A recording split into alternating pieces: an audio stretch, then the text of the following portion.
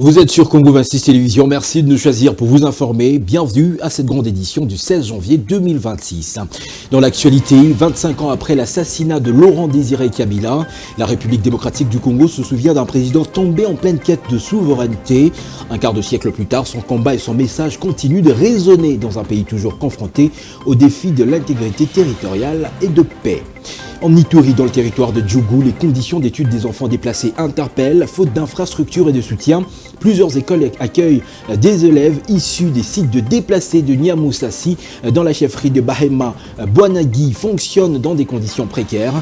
Des enfants contraints d'étudier à même le sol. Notre reporter s'est rendu sur place pour un reportage au cœur de cette triste réalité. Vous en aurez plus de détails dans ce journal. Et puis à Kinshasa, les inondations provoquées par les pluies du jeudi 15 janvier ont causé d'importants dégâts.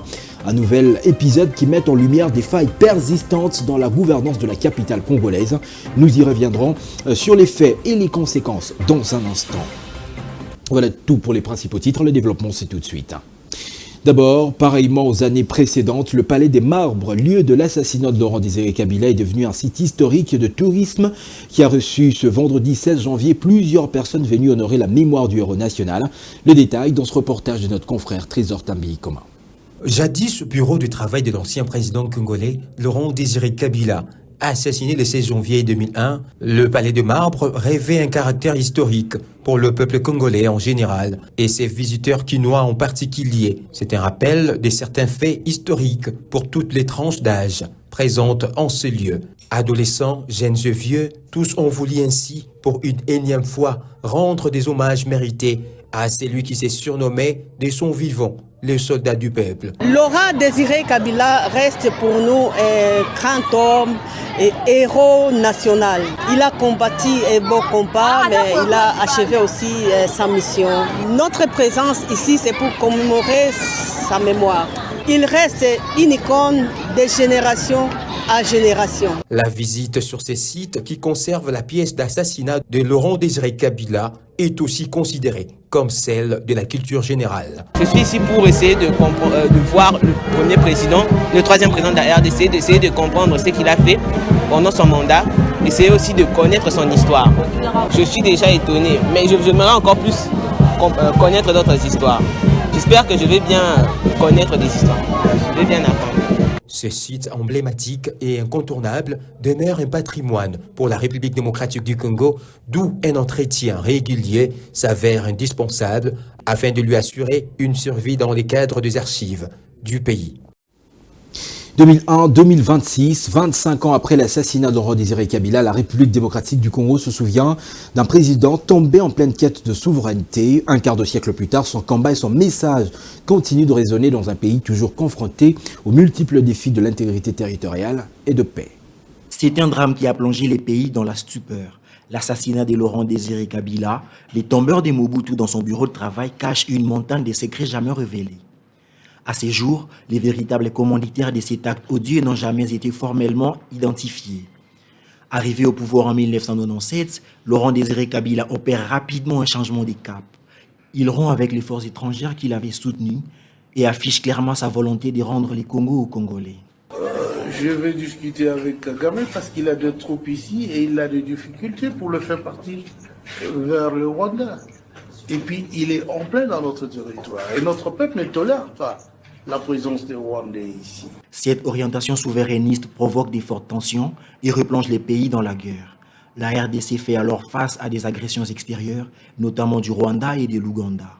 Elle résiste grâce à l'appui de ses alliés, parmi lesquels l'Angola et le Zimbabwe. Le 16 janvier 2001, le président Laurent Désiré Kabila est mortellement touché par des balles dans sa résidence. Sa disparition plonge la nation congolaise dans un deuil profond. «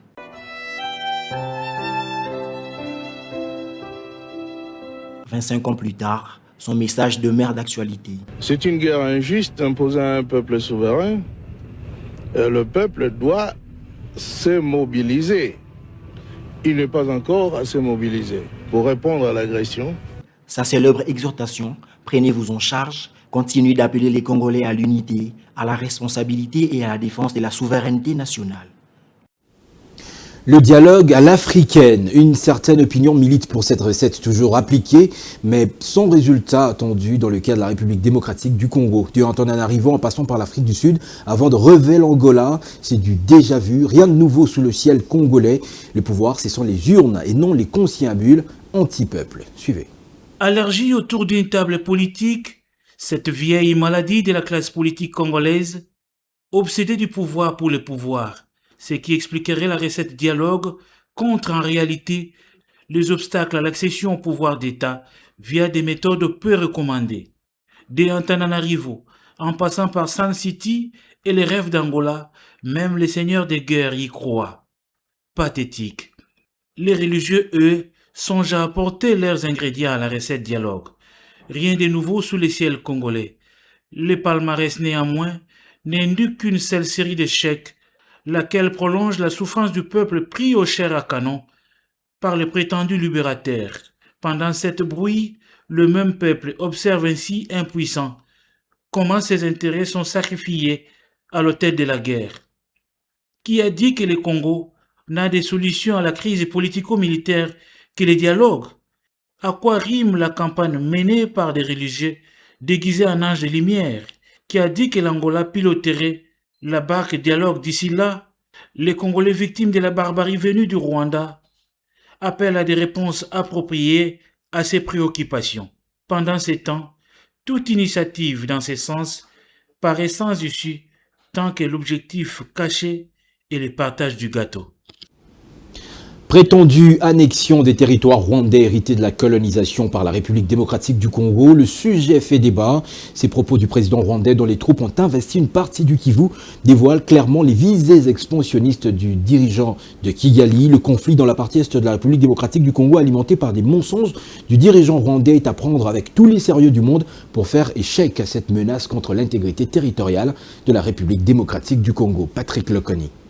De graves révélations de Paul Kagame dans un contexte de conflits militaires dans la partie est de la République démocratique du Congo. Faut-il pour cela ne pas interroger les livres d'histoire afin de savoir si le Rwanda-Urundi était une province du Congo belge ou un territoire sous mandat distinct?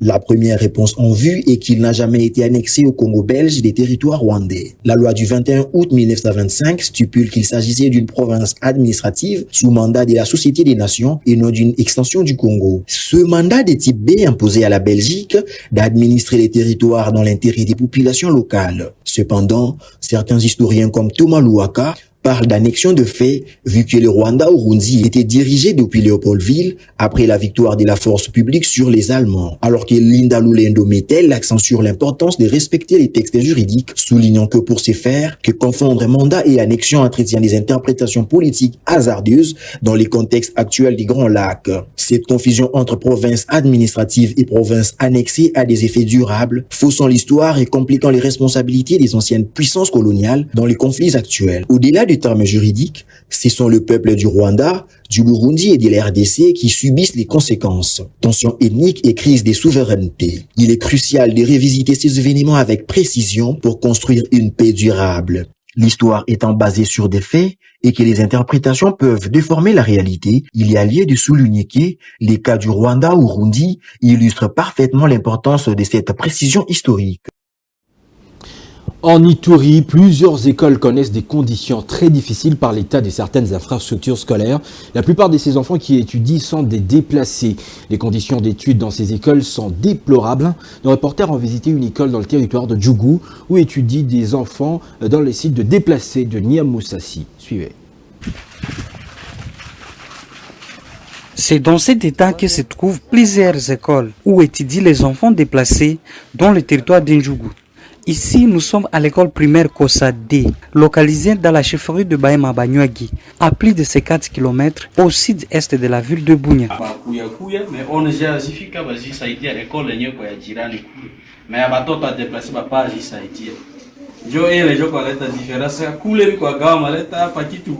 Dans cette école de la gratuité, les élèves étudient à même les sols.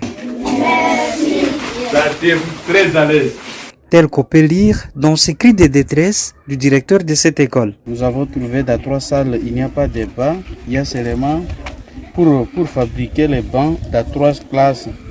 Il nous demande 60 places Alors, plus save chevreau, plus aussi clou. C'est ça. Cette même situation se passe dans d'autres régions du territoire d'Ndjougou, en Ituri, où plusieurs écoles connaissent des conditions infrastructurelles difficiles. Les parents des élèves sont inquiets, plusieurs écoles détruites suite aux activismes des groupes armés dans la région. Cependant, malgré le passage de certains hommes de bonne volonté et des humanitaires, la situation reste toujours déplorable dans la région d'Ndjougou.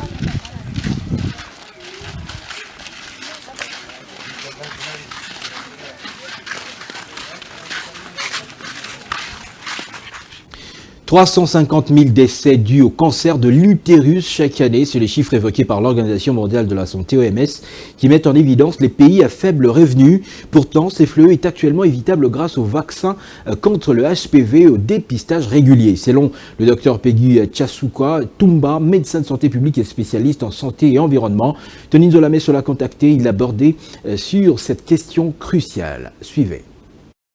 Tueur silencieux mais souvent ignoré, le cancer du col de l'utérus mérite d'être porté à la connaissance de tous, explique le docteur Peggy Chisuaka Tumba, médecin de santé publique et spécialiste en santé et environnement.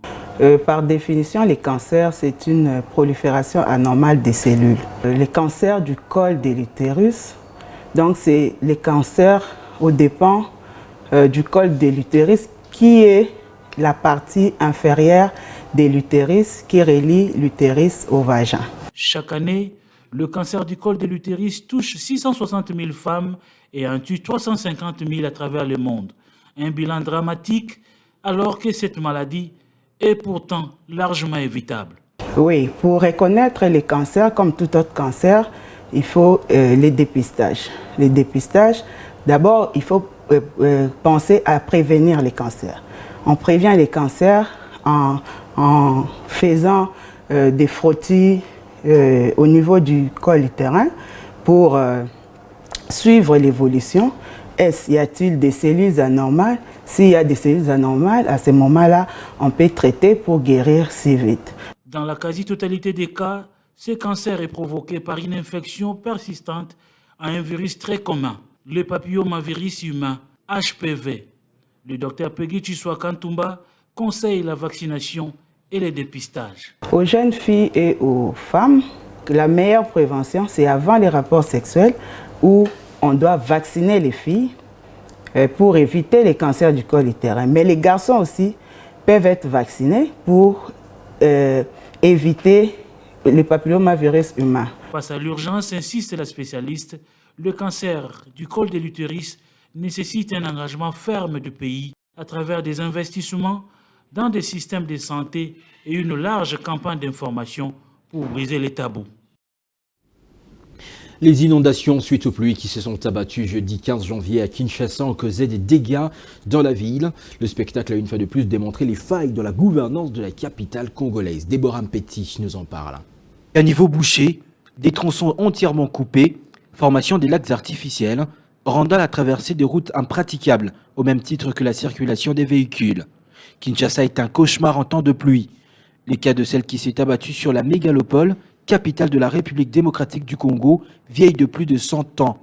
Dès la matinée, les eaux ont submergé les routes, des parcelles, au point que plusieurs personnes n'ont pas pu vaquer comme des coutumes à leurs occupations journalières. C'est quasiment toutes les artères de la ville qui ont été envahies par les eaux en crue, les cas de l'avenue OUA. Purée, l'eau jusqu'au capot, quelle folie! La vague! Aux abords du centre culturel et artistique des pays de l'Afrique centrale, les eaux ont complètement avalé ces véhicules, alors que son propriétaire est allé trouver refuge sur la clôture pour se sauver, assistant impuissant à la scène.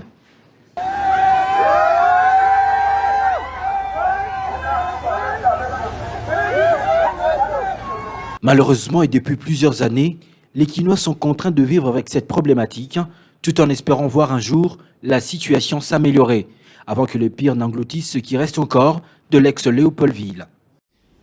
Dans la province du Mai-Ndombe, la population locale s'expose au mouvement des avions par manque de clôture. À chaque décollage ou atterrissage, les enfants s'invitent sur la piste sans en mesurer les conséquences. Situation que déplore le commandant de l'aérodrome. Le même constat est fait à l'aérodrome d'Enyoki dans la même province. L'état de cette voie de communication appelle à l'urgence. Détail dans ce reportage de Tony Zolamesso et Moinbar. Aérodrome d'Inongo. Une infrastructure aéroportuaire d'une importance capitale constituant l'un des points d'accès dans la ville d'Inongo, chef-lieu de la province de Mai-Ndombe. Malheureusement, l'infrastructure fait face à des sérieux problèmes de sécurité, exposant ainsi la population locale, particulièrement les enfants, à l'irréparable par manque de clôture.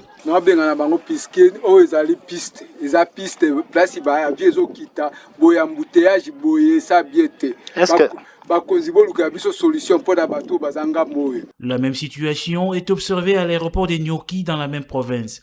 Ici, les enfants comme les adultes courent après les avions en plein taxi. Situation que déplore le directeur provincial de la RVA Mai-Ndombe. Cette piste est placée juste en plein milieu de la commune rurale de Nyoki. Je pense que si vous le voyez, à tout moment, il y a la traversée des piétons, des motos, des gens, et il y a aussi la divagation des animaux domestiques ici sur la piste. Toutefois, j'essaie un peu d'écrire à l'autorité de la place pour prendre la disposition ce qui concerne la divagation des animaux. Mais concernant la circulation des engins, des gens, nous avions pris des précautions qu'à chaque fois s'il y a l'arrivée des avions, j'essaie un peu de prendre les jeunes gens, les jeunes garçons, je les équipe des gilets et des sifflets pour qu'ils essaient un peu de mettre un peu de l'ordre en pleine piste en ce qui concerne l'atterrissage et le décollage des avions. Outre l'absence de clôture, la reconstruction des aérodromes d'Inongo et de Nyoki constitue une urgence en vue d'occasionner le réveil de cette partie du territoire national, aujourd'hui isolée, faute d'aérodromes modernes.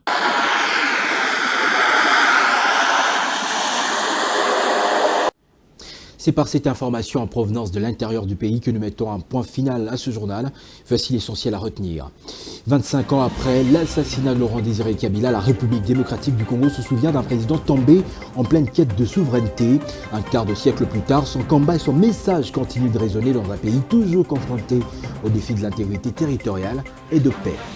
En Ituri, dans le territoire de Djougou, les conditions d'études des enfants déplacés interpellent. Faute d'infrastructures et de soutien, plusieurs écoles accueillent les élèves issus des sites de déplacés de Niamoussassi dans la chefferie des Bahema Banouagui fonctionnent dans des conditions précaires. Les enfants contraints d'étudier à même le sol. Notre reporter s'est rendu sur place pour un reportage au cœur de cette triste réalité. Vous l'avez suivi dans ce journal. Et puis à Kinshasa, les inondations provoquées par des pluies du 15 janvier ont causé d'importants dégâts. Un nouvel épisode qui met en lumière les failles persistantes de la gouvernance de la capitale congolaise. Nous avons fait un tour sur les faits et leurs conséquences dans ce journal. Et c'est la fin de ce journal. Restons unis dans la mémoire de nos héros nationaux engagés pour une République démocratique du Congo forte, souveraine et tournée vers l'avenir. Très bonne suite du programme sur Congo 26 Télévision, vous le savez, la chaîne de l'unité nationale. Mesdames, Messieurs, bonsoir.